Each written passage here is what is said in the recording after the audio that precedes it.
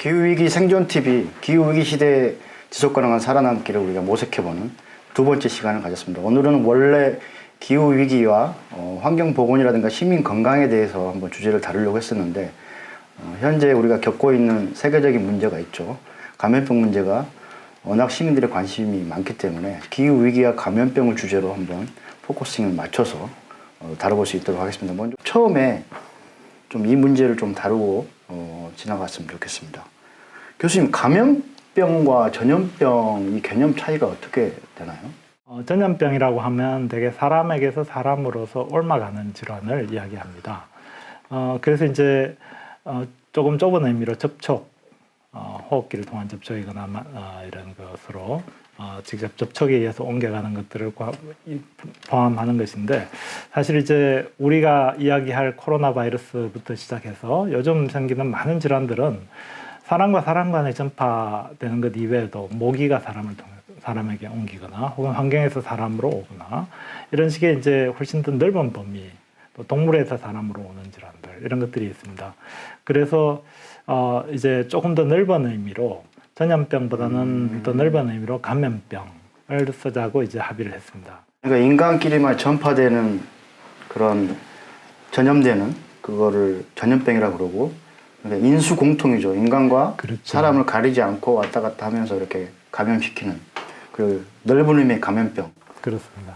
제가 오늘까지 한 달 내내 지금 인터넷을 뒤졌는데 오늘에야 그 의미를 알았습니다. 교수님, 그 다음 질문이 뭐냐면 바이러스와 세균의 차이가 어떤 건지, 그리고 그 전파의 경향성 같이 말씀해 주시면 좋을 것 같아요. 이 박테리아는 가장 그 원시적인 생명체이긴 하지만 세포 하나로 돼 있고, 그 다음에 유전물질이 있고, 유전물질을 복제할 수 있는 여러 가지 장치들을 다 내장하고 있는, 탑재하고 있고, 그래서 혼자서 살아갈 수 있는 생명체입니다. 바이러스는 유전물질, DNA 혹은 RNA라고 하는 유전물질하고 자기를 보호하기 위한 단백질하고 두 가지로만 되어 있는 아주 간단한 생명체입니다. 지구상에서 가장 심플한 간단한 생명체이죠. 쉽게 말하자면 내가 이제 집에 가면 냉장고도 있고요, 텃밭도 있고, 그래서 음식을 해 먹기 위해서는 조리 장치도 있어야 되고, 그 숟가락도 있고 다 있지 않습니까? 그런데 나는 그거 다 필요 없고 숟가락 젓가락만 들고 남이 차려놓은 상을 가서 먹기만 하는 게 있는 거죠.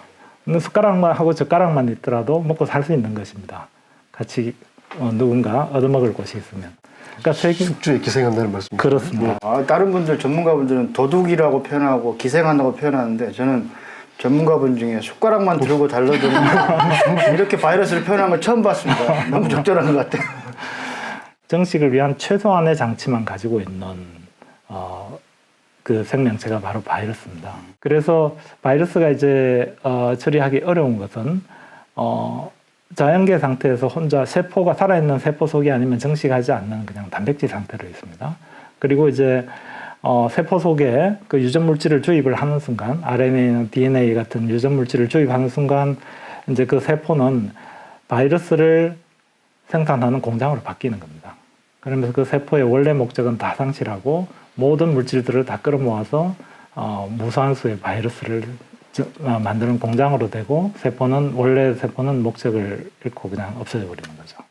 그럼 새로운 환경이라는 게 기후 변화도 그럼 해당이 되는 건가요? 그게 어떻게 관련이 되고 있나요? 기후 변화는 이제 말하자면 굉장히 거시적인 내용이고요. 이 바이러스는, 기후 변화는 이제 전 지구적인 혹은 이제 굉장히 대륙 수준의 거시적인 것인데, 바이러스는 아까 말씀드린 것처럼 이제 나노메타 수준의 초미시 세계에서 일어나는 것이죠. 그래서 바이러스 자체가 기후 변화에 직접적인 영향을 받기보다는 바이러스가 기생하는 숙주인 사람의 그 생물학적인 변화가 있고요. 혹은 바이러스를 숙주에게 옮겨주는 모기라든지 동물의 생태계 변화, 기후 변화로 인한 이런 생태계 변화가 결국 이제 옮기는 데 있어서 용이성 혹은 이제 접촉을 더 강화한다든지 이런 식으로 해서 숙주의 행동이나 숙주의 환경을 바꿈으로 인해서 결국 이제 이런 바이러스들이 더 창궐하거나 혹은 소멸되거나 그렇게 가는 것이죠. 과연 그러면 기후 위기가 이런 환경들을 어떻게 조장하는지 얘기를 좀 했으면 좋겠어요.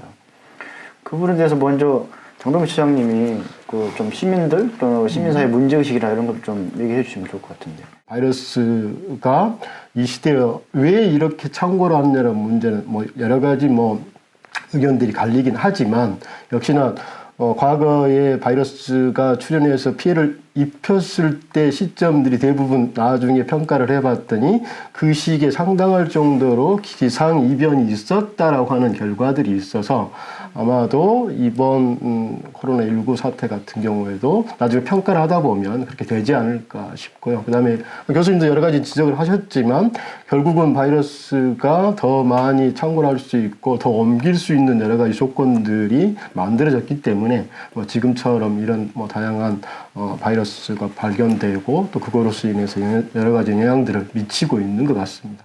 그럼 과거에 기상이변이 함께 있었기 때문에 특정한 시기에 역사적으로 기록에 남을 만한 뭔가 그 감염병 피해가 있었다라고 그러는데 그 대표적인 사례가 혹시 뭐 말씀해 주실 게 있나요? 지금 뭐 과학적으로 교수님 더 잘 아시겠지만 과학적으로 실제로 지구상의 온도를 측정한 게 현재 한 100여 년 정도밖에 안 되고 있는 거라고 하면 그렇죠. 결국은 뭐 1차 세계대전 때 있었던 스페인 독감이라든지 그다음에 뭐 최근에 뭐 사스라든지 이런 정도가 될 것 같은데요. 뭐 세계보건기구에서도 뭐 지구의 온도가 약 한 1도 정도 상승을 하게 되면 감염병의 증가는 한 4.7% 정도 된다라고 여러 가지 보고서를 내놓고 있다라고 하는 것들이 뭐 저희들이 이제 민간단체 입장에서 그런 과학적인 내용들까지는 정확하게 확인하기 어렵지만 뭐 그래도 우리 전 세계적으로 가장 신뢰할 수 있는 기관들에서 발표하고 있는 보고서가 그런 부분들을 확인시켜 준다고 생각을 합니다.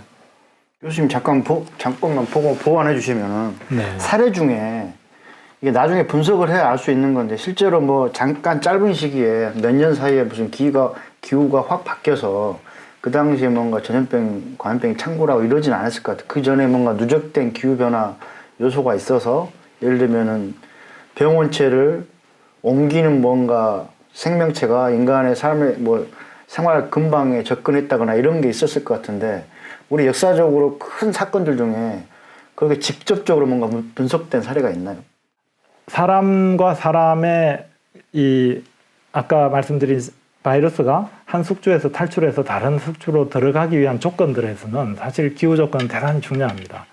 주로 호흡기 질환이 겨울에 더 많은 이유는 바이러스가 겨울을 더 좋아하기 때문이 아니고 겨울이 되면 사람들이 되게 실내에서 더 많은 생활을 하고 좁은 공간 속에 살게 되니까 사람과 사람 간의 거리가 가까워지는 거죠.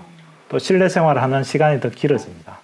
따라서 이제 대부분의 호흡기 바이러스는 겨울을 더 좋아하는 것처럼 보이는 것이죠. 그래서 겨울이 짧아지면 호흡기 바이러스는 더 줄어들 수도 있는 것이죠. 반면에 이제 겨울 되면 또 가령 그 햇빛을 쬐는 시간이 줄어들기 때문에 사람의 이제 그 비타민 D 합성이 떨어지게 되는 거죠. 비타민 D 합성이 떨어지게 되면 면역력이 떨어지게 됩니다. 그래서 같은 양의 바이러스에 노출이 되더라도 훨씬 더 감염됐을 때 감염이 성공할 확률이 높아지는 거죠. 그래서 그런 요인들 때문에 계절의 차이가 되게 질병의 패턴의 차이를 가져오는 것입니다. 정리를 해보자면 그 기후 변화와 질병과 관계가 단순히 일차적인 기온 변화로 인한 관계보다는 네. 물론 그것도 영향이 있지만은 그로 인한 숙주 역할을 하는 인간으로 치면 인간의 어떤 집단적인 생활 형태, 네. 그들이 취하는 여러 가지 교류, 사회적 관계 형태라든가 그게 계절적인 기후적인 변화에 따라서 변화가 굉장히 다양하고 그리고 밀접도 그리고 자주 만나는 관계라든가 그리고 뭐 교통이나 통신 뭐 이렇게 교류 발달로 인해서 이제 그거를 숙주를 타고 옮겨 다닐 수 있는 이런 조건 때문에 그러면 확산된다나 뭐 이렇게 정리하면 되는 건가요? 네, 그렇습니다. 어제 WHO가 팬데믹, 범유행이라고 이제 선언을 했습니다. 팬데믹이란 말이 처음 나온 것은 19세기에 콜레라 때문에 나왔습니다. 콜레라란 병은 걸리면 그 당시로는 치료제가 없었으니까 걸리면 되게 치명률이 굉장히 높은, 그래서 콜레라 역시 패스트 못지않게 많은 사람을 죽였습니다. 그 원인이 무엇인지를 찾는 과정에서 결국 아까 제가 말씀드린 역학이라는 학문이 나오게 됐습니다. 그래서 그때는 박테리아가 질병을 일으키는 것을 몰랐지만 오염된 물을 마시면 이것이 전파가 되고 여러 사람의 병을 일으킨다는 것을 알게 돼서 이제 하수도를 정비하고 깨끗한 물을 공급함으로 인해서 콜레라가 유럽에서 사라지게 된 거죠. 그래서 이제 상하수도 체계는 만비되지 않았을 때 잘 전파되는 콜레라 같은 질병은 더 이상 이제 위세를 떨칠 수가 없습니다. 그래서 인구 집단에서 결국 대부분 도태된 거죠. 그러니까 지금 우리를 위협하는 질병들은 이제 인류가 지금까지 쌓아온 공중보건 체계와 치료 체계에서도 더 번식할 수 있는 조건을 갖춘 그 병원체들이 들어오는 것이죠. 그래서 그 경쟁을 뚫고 들어온 살아남은 것입니다. 그렇다면 이제 거꾸로 우리는 이 새로운 질병에 대해서 대응하기 위해서 갖춰야 될 공중보건 체계가 무엇인가 하는 것들을 찾아내고 실천하게 되면 결국 이 질병을 이겨낼 수도 있다는 거죠. 사람이 택할 수 있는 전략은 결국은 우리의 사회체제, 공중보건체제 이런 것들을 바꿈으로 인해서 이 바이러스가 사람에게 건너뛰던 그 조건을 좀 더 나쁘게 해서 결국 이제 정식하지 못하게 하는 것이 사람이 가지고 있는 가장 큰 전략인 거죠. 점점 이제 빙하층이 녹고 있잖아요. 네. 그 빙하 속에 저는 바이러스가 많다고 들었는데 네. 그럼 그런 바이러스들은 지금 현재 이제 기후 변화에 의해서 걔네들이 뭐 물이 돼서 나오게 되면 네. 그게 인간의 이런 숙조를 삼아서 또 기생하게 되는 그런 현상이 나타나지 않을까 걱정되는 면이 있거든요. 그런 건 어떤가요? 시베리아 영구 동토에 있던 바이러스들은 지금까지 이제 인류가 이전에는 접했을지 모르지만 이제 전혀 접하지 않은 새로운 형태의 바이러스들 내지 박테리아들이 다시 이 인구 집단으로 유입될 수 있는 것이죠. 그런 사건은 대단히 이제 위험한 사건이 될 수 있습니다. 국가 간의 이동 금지라던가 지금 그런 것들이 많이 일어나고 있잖아요. 그럼 네. 그게 해결책이 될 수 있을까요? 그래서 이제 교통을 끊어버리는 것, 사람 간의 교류를 끊는 것은 가장 강력한 질병의 전파를 막는 방법 중에 하나인 것은 분명합니다. 그런데 이제 현대사회 자체가 이미 고립돼서 살 수 없는 시스템으로 되어 있습니다. 그래서 이제 지금 상태에서 이 교통을 차단하는 것은 결국 이제 내 목을 스스로 조이는 것과 같은 것이죠. 그래서 굉장히 단기적으로 또 제한적으로 해서 성공할 수 있는 경우라면 당연히 그렇게 해야 되겠지만 이제 오늘날의 환경으로서는 첫째, 완전한 봉쇄가 불가능합니다. 막았을 때, 봉쇄했을 때의 문제는 실제로 유입되는 확률을 줄일 수 있는 것은 사실이지만 거꾸로 우리가 국경에서 CIQ, 쿼런틴을 검역을 하게 되면 모두 다 파악이 됩니다. 누가 들어왔고 언제 들어왔는지를 파악하고 요즘처럼 이제 가령 앱을 깔아준다든지 이게 가능한데 가령 이제 미립국을 한다든지 그렇게 하게 되면 추적이 되지 않는 거죠.